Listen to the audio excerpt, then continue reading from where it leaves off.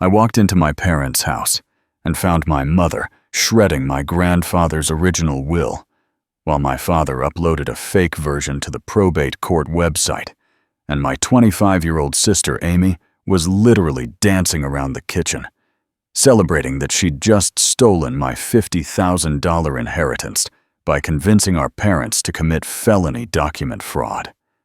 Not just talking about changing it, they had already submitted falsified legal documents to the court system while I was at my grandfather's funeral with Amy, recording herself on TikTok, saying, "Finally got what I deserved," while holding a fake inheritance check. At 28 years old, I'd spent my entire adult life watching my parents hand Amy everything from luxury cars to graduate school tuition to a house down payment, while they told me to stop being entitled every time I asked for help with basic necessities like medical bills or car repairs. When Amy wanted a European vacation at 22, they paid $15,000 without blinking. When I needed $2,000 for emergency dental work at 25, they lectured me about personal responsibility and living within my means. Here's what made their arrogance breathtaking. When I confronted them about the document fraud, my mother actually laughed and said, "What are you going to do about it? You've never fought for anything in your life, and Amy deserves this money more than you ever will."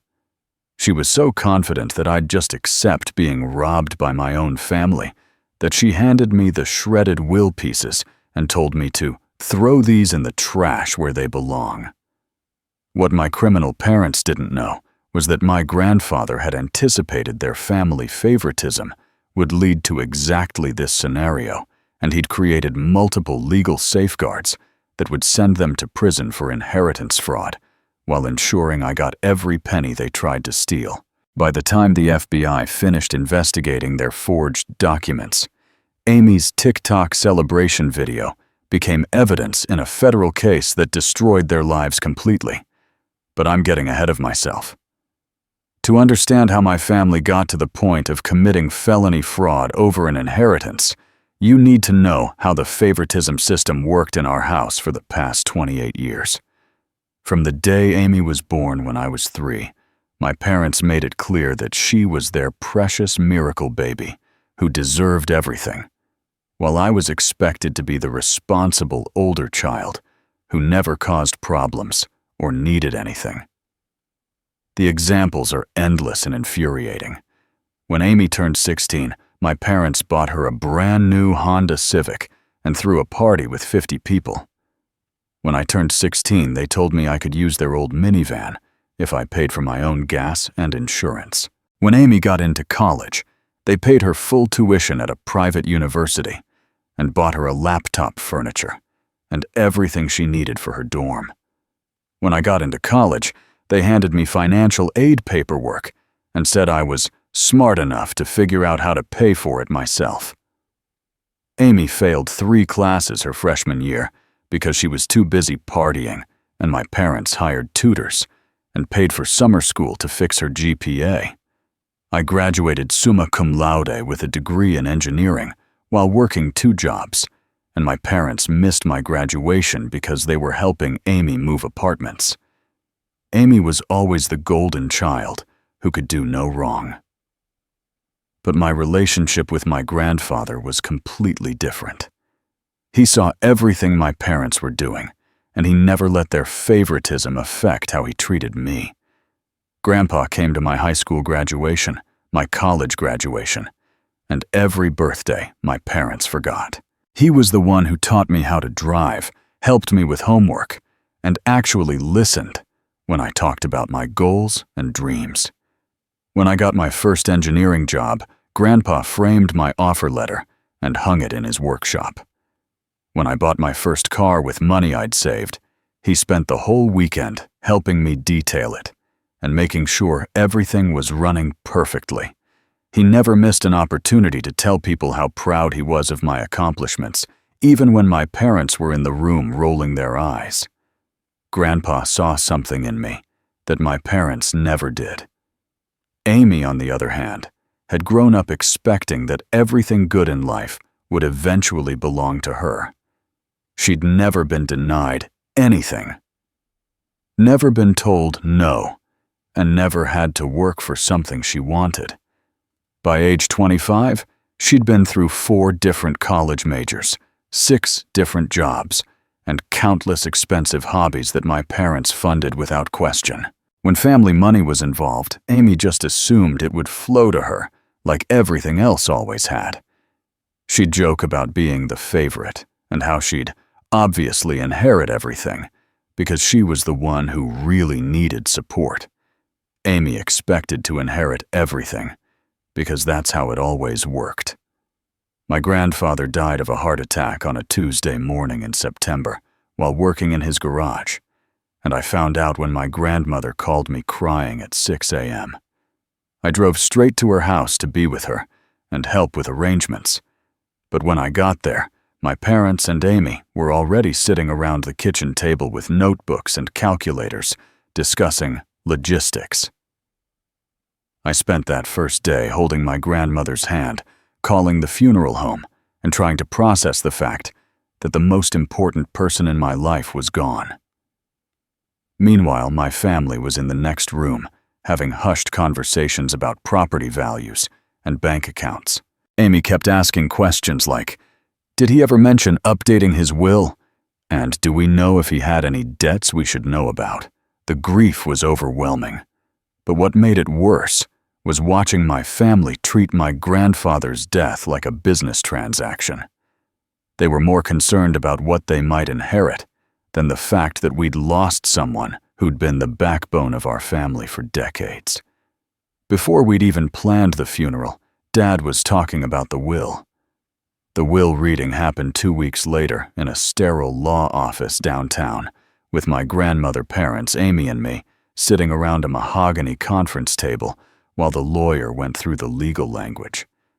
My parents kept exchanging glances and barely contained smiles as they waited to hear how much money Amy would inherit from her favorite grandfather. But when the lawyer got to the financial bequests, the room went completely silent. To my grandson, the lawyer read clearly, I leave the sum of $50,000 along with my workshop tools and personal effects, as he has always been the grandchild who truly understood the value of hard work and perseverance. Amy's mouth fell open. My parents looked like someone had slapped them. My grandmother was the only one who smiled. The lawyer read my name as the primary beneficiary, not Amy's. The silence in the lawyer's office lasted about 10 seconds before my mother's voice cut through it like a knife. There has to be some mistake, she said, her face flushed with anger and disbelief. Amy was his favorite. He always said she reminded him of his late wife. This will must be outdated or... She trailed off when the lawyer shook his head and showed her the date on the document. It had been updated just 6 months before Grandpa's death. My father leaned forward, his business instincts kicking in immediately. We need to contest this, he said quietly to my mother, like I wasn't sitting right there. There are grounds for challenging a will if someone was unduly influenced, or if the deceased wasn't of sound mind when he signed it. The lawyer cleared his throat and mentioned that my grandfather had specifically included a clause addressing any issues or any challenges to his will, but my father waved him off dismissively. They were already strategizing how to overturn my grandfather's final wishes before we'd even left the building. The will reading hadn't been about honoring his memory or respecting his decisions. It had been about confirming their assumptions that Amy would get everything. Mom said there had to be a mistake in the will. Amy's reaction was even worse than my parents'. She stood up so quickly that her chair fell over, and for a moment I thought she might actually have a physical confrontation with the lawyer. This is bullshit, she screamed loud enough that people in the waiting room probably heard her. I spent way more time with Grandpa than he did. I visited him every Sunday. I helped him with his groceries. The lies were breathtaking in their boldness. Amy had visited our grandfather maybe once a month and usually only when she needed money or wanted to show off some new purchase my parents had bought her. I was the one who helped with groceries, who fixed things around his house, who sat with him during doctor's appointments. But Amy had convinced herself that her occasional visits meant more than my consistent presence. "He promised me that inheritance," Amy continued, tears of rage streaming down her face. "He said I was his special granddaughter, and that he'd always take care of me. This isn't fair." She looked directly at me with pure hatred in her eyes. "You don't even need the money. You have a good job. I'm still trying to figure out my career." Amy screamed that I didn't deserve what should have been hers. The ride home from the lawyer's office was a masterclass in family manipulation. My parents tag-teamed me with every guilt trip they'd perfected over the past 28 years. "Think about what your grandfather would really want," Mom said from the passenger seat. "He wouldn't want you to keep Amy from having security in her life." Dad chimed in with, "You've always been the responsible one. Amy needs that money more than you do." They painted Amy as the fragile victim who desperately needed financial support, while I was the selfish older brother who was taking food out of his poor sister's mouth. According to them, keeping my inheritance would prove that I didn't really love my family, that I was bitter and jealous, and that I'd never understood what family loyalty meant. They used every guilt trip they'd perfected over 28 years. The manipulation was so seamless and practiced that I almost started believing I was being unreasonable for wanting to keep what my grandfather had legally left to me. Over the next 2 weeks, my father turned challenging my grandfather's will into a full-time obsession. He consulted 3 different estate lawyers, spending thousands of dollars looking for any possible angle to contest the inheritance. I'd hear him on phone calls late at night describing me as ungrateful, and Amy as the one who really deserved support, trying to find someone who would tell him what he wanted to hear. The lawyers all gave him the same answer my grandfather had been of completely sound mind when he wrote the will. There was no evidence of undue influence, and the document was legally bulletproof. One lawyer even told him that pursuing a challenge would likely result in him paying my legal fees when he lost. But Dad kept pushing, convinced that somewhere out there was a lawyer who could find a loophole that would give Amy her rightful inheritance. I watched him drain their savings account, paying legal consultation fees, all because he couldn't accept that his father-in-law had chosen me over his precious golden child. The desperation was pathetic, but it also revealed exactly what my parents' priorities were. They'd rather go broke fighting me than accept that maybe I'd earned my grandfather's respect through years of actually caring about him. Dad spent thousands trying to find a way to break the will. The family pressure campaign expanded beyond just my parents. Suddenly, relatives I barely talked to were calling me with concerns about my decision to keep Amy from her inheritance. My Aunt Linda, who'd never shown any interest in my life, left me a voicemail saying I was tearing the family apart and needed to do the right thing by sharing with my sister. But not everyone bought into the manipulation. My Uncle Tom, my father's brother, called me with a very different message. "Your grandfather talked to me about that will," he said bluntly. "He was very specific about why he left you that money. He said he'd watched your parents favor Amy for years, and he wanted to make sure you got something that was just yours." Other relatives started sharing similar stories about conversations they'd had with my grandfather. The family was clearly dividing into 2 camps, those who had actually observed the family favoritism over the years, and those who only saw Amy's carefully crafted image as the sweet, struggling younger sister who needed everyone's help. The people who really knew me understood why my grandfather had made his choice. The family divided into those who knew me and those who only saw Amy. After 3 weeks of constant pressure phone calls and emotional manipulation, something inside me finally snapped. I was sitting in my apartment looking at yet another text from my mother about how disappointed my grandfather would be if he knew I was hurting Amy, when I realized I'd spent my entire adult life letting these people make me feel guilty for existing. I thought about my grandfather working in his garage, proudly showing neighbors the engineering degree I'd earned while working 2 jobs. I thought about him attending my graduation while my parents were helping Amy move apartments for the 4th time. I thought about all the Sunday afternoons we'd spent together, talking about life and dreams and the importance of earning respect rather than expecting it. I decided I was done being the family scapegoat. If my grandfather thought I deserved that inheritance, then maybe it was time I started believing I deserved it too. When I finally got a copy of my grandfather's will to read myself, I discovered something that none of the lawyers had mentioned during that first reading. Buried in the legal language was a clause that made my blood run cold and my confidence soar at the same time. Should any party attempt to contest this will or coerce the named beneficiary into relinquishing their inheritance, all assets shall be transferred to charity, and the contesting parties shall be responsible for all legal fees incurred. My grandfather hadn't just protected my inheritance.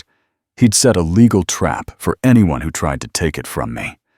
Every lawyer my father had consulted, every threat to contest the will, every attempt to pressure me into giving up the money, had actually put my parents in jeopardy of losing everything and owing massive legal bills. The old man had been playing chess while everyone else was playing checkers.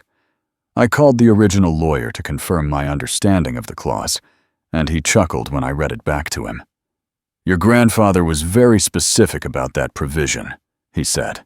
"He told me he'd watched Family Dynamics for years and wanted to make sure his decision would be respected. He seemed to anticipate exactly this kind of pushback." Grandpa's will had a clause that destroyed any challenge attempts.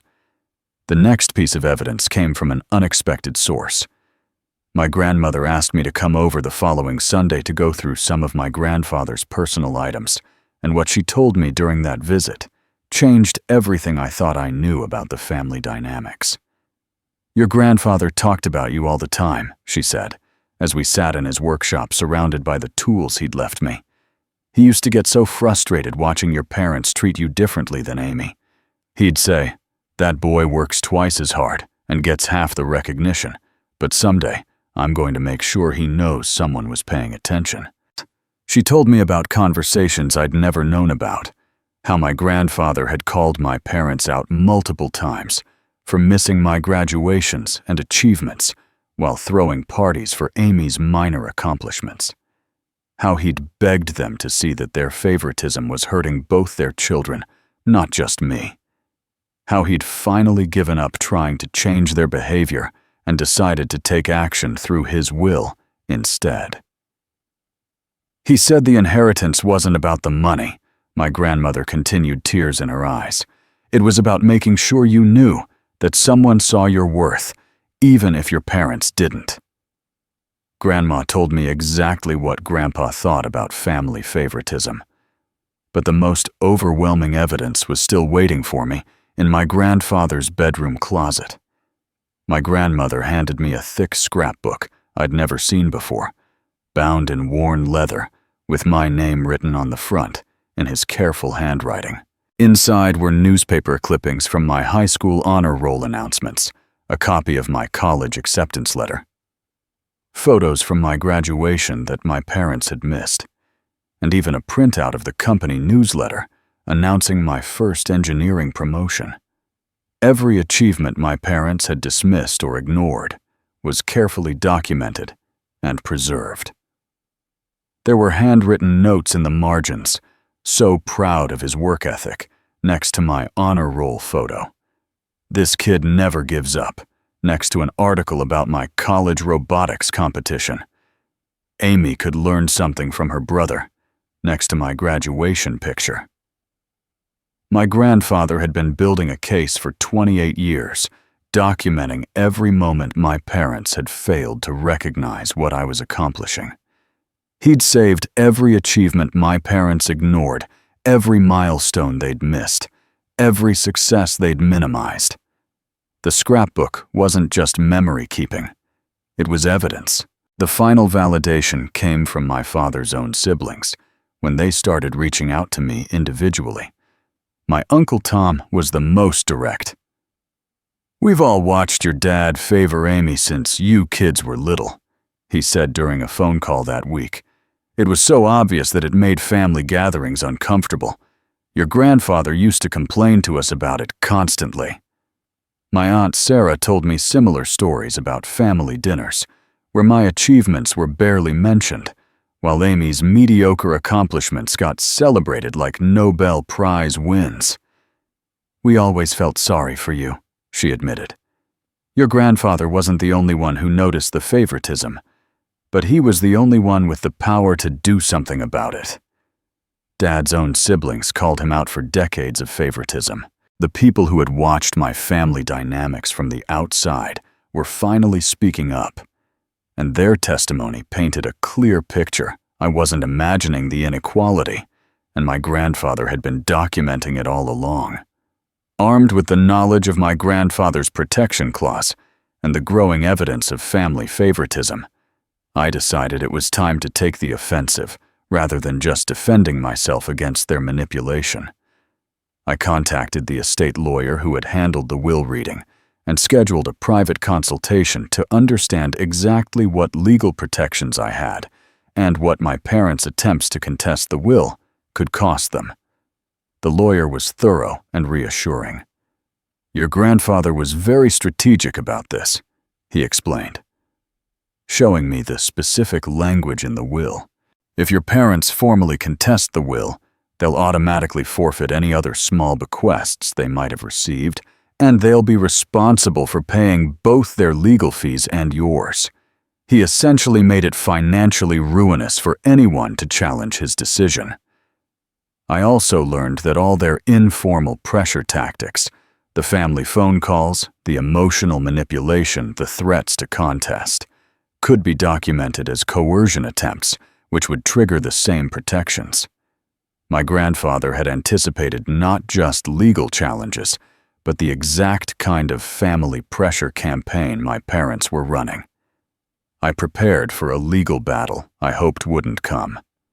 Meanwhile, I started building a coalition of family members who had witnessed the favoritism over the years and were willing to speak up about it. My Uncle Tom became my strongest ally, sharing stories about family gatherings where he'd watched my parents dismiss my achievements while celebrating Amy's mediocre accomplishments. "I've been waiting 20 years for someone to call your parents out on this," he told me during a long phone conversation. "Your grandfather wasn't the only one who noticed, but he was the only one brave enough to do something about it. The rest of us just watched and felt uncomfortable." My Aunt Sarah echoed similar sentiments, and even some of Amy's former friends reached out to share their observations about the family dynamics. Having this support network felt like breathing fresh air after suffocating for years. For the first time in my adult life, I wasn't the only one who saw the inequality. I wasn't imagining things, and I wasn't being oversensitive like my parents always claimed. I found I had more family support than I ever knew. The final piece of my strategy was deciding whether to confront my parents directly or just let the legal protections speak for themselves. Part of me wanted to avoid the drama and simply wait for them to realize their position was hopeless. But another part of me, the part that had been silenced for 28 years, wanted them to hear the truth about their behavior and see the evidence of what their favoritism had cost our family. After days of thinking about it, I realized that this wasn't just about protecting my inheritance anymore. It was about finally standing up to a system that had diminished my worth for decades and demanding that they see who I really was instead of who they'd decided I was. It was time to show them who I really was. I decided to make my stand at the next family gathering, my grandmother's house for Sunday dinner, where all the key players would be present, and there would be witnesses to whatever happened. My parents, Amy, my Uncle Tom, Aunt Sarah, and several cousins would all be there, creating the perfect setting for the truth to come out in front of people who had watched our family dynamics for years. I arrived early to help my grandmother with dinner preparations, and when my parents and Amy walked in, the tension was immediate. They'd been avoiding me for weeks since their legal consultations had failed, and Amy barely looked in my direction. My father's face was tight with frustration. He clearly hadn't expected me to show up and risk another confrontation about the inheritance. "I'm glad everyone's here today," I said once we were all seated around my grandmother's dining table. "I have something I want to share with the family." I pulled out the leather scrapbook my grandfather had left me, setting it on the table where everyone could see my name written on the cover in his handwriting. The whole family was about to learn the truth. The reaction was immediate when I opened the scrapbook to the first page.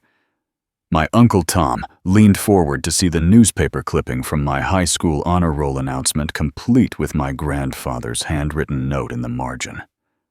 My Aunt Sarah gasped when she saw the college acceptance letter with his proud commentary.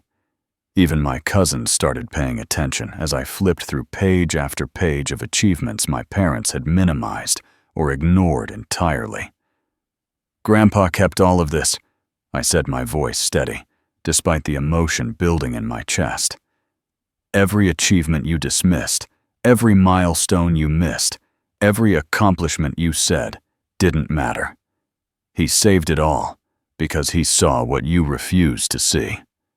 I read some of his handwritten notes aloud. So proud of his work ethic. "This kid never gives up. Amy could learn something from her brother." My father tried to interrupt, but my Uncle Tom cut him off. "Let him finish, Dave. We've all been wondering when someone was going to address this."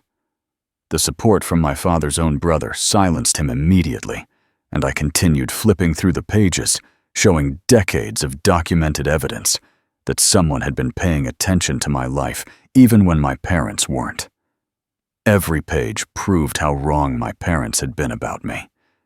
The engineering promotion they'd barely acknowledged was there with my grandfather's note about my brilliant mind.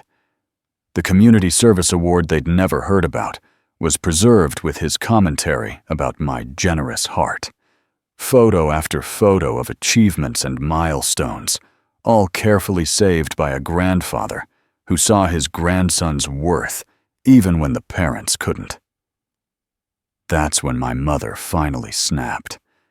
The years of having her favoritism called out the weeks of failed legal challenges, and now the overwhelming evidence of her neglect all came crashing down on her at once. She stood up so violently that her chair fell backward, grabbed the scrapbook from my hands, and hurled it across the room, pages scattering everywhere. "This isn't fair," she screamed, her face red with rage and embarrassment. "Amy needed more support. She was struggling. You were always fine on your own. We gave our attention to the child who needed it more." The mask of the loving, fair mother was completely gone, replaced by someone who was furious that her decades of favoritism were being exposed in front of the entire family. "You think you're so perfect," she continued, her voice getting higher and more frantic. "You think you deserve everything just because you got good grades and had a job. Amy has different strengths. She's creative and sensitive, and she needed our help to find her way." Mom threw the album and screamed that it wasn't fair. The room was dead silent except for my mother's heavy breathing. My cousins looked shocked, my Uncle Tom was shaking his head in disgust, and even Amy looked embarrassed by the outburst. My grandmother quietly started picking up the scattered pages, treating each one with the reverence my mother had just destroyed. "That's exactly why Grandpa left me the inheritance," I said quietly, my voice cutting through the silence. "Not because I'm perfect, but because he saw that I'd been working for recognition my whole life and never getting it. He saw that Amy got attention for existing while I got nothing for achieving." My Uncle Tom stood up and started helping my grandmother collect the scattered pages. "We've all seen this for years," he said, looking directly at my parents. "The difference in how you treated these kids was impossible to miss. Your dad tried to tell you, but you never listened." One by one, family members started speaking up. My Aunt Sarah talked about feeling uncomfortable at gatherings where my achievements were ignored. My cousins shared observations about the obvious favoritism. Even Amy's former boyfriend, who was dating my cousin, now mentioned how weird it had been to watch the family dynamics during holidays. The whole family finally saw me standing strong, and they saw my parents for who they really were. The aftermath of that Sunday dinner was swift and decisive. By the end of the week, my Uncle Tom had called my father to tell him that the family gatherings would be taking a break until my parents could figure out how to treat both their children fairly. My Aunt Sarah stopped inviting them to holiday celebrations, citing their toxic behavior and unwillingness to acknowledge their favoritism. Even my grandmother, who had always tried to keep peace in the family, told my mother that she was disappointed in how they'd handled the inheritance situation and my grandfather's memory. "He left that money to the grandchild who earned it," she said during a phone call I overheard. "And you threw his scrapbook across the room like it was garbage." My parents found themselves increasingly isolated from extended family members who had finally had enough of watching their favoritism play out. Amy lost several family connections too, as people realized that her victim act had been enabled by parents who couldn't see past their golden child. Their attempts to maintain their narrative about me being selfish and ungrateful fell flat when confronted with decades of evidence and witness testimony. Family favoritism had finally cost them everything. The system they'd built around Amy's specialness crumbled when people stopped pretending not to notice the inequality. As for me, the inheritance became the least important part of what I gained from that experience. The money was nice, and I used it to pay off my student loans and put a down payment on a house. But the real inheritance was learning that my worth wasn't determined by people who had spent 28 years refusing to see it. My relationship with my grandmother deepened as she shared more stories about conversations with my grandfather. My Uncle Tom and Aunt Sarah became genuine sources of support and family connection. Even some of my cousins reached out to build relationships that had been complicated by the family dynamics for years. Most importantly, I learned to stop seeking validation from people who were never going to give it. My parents had shown me exactly who they were, and I finally believed them. I stopped trying to earn love that was conditional on being someone I wasn't, and I started building relationships with people who saw my actual value. I learned my inheritance wasn't money, it was knowing my worth.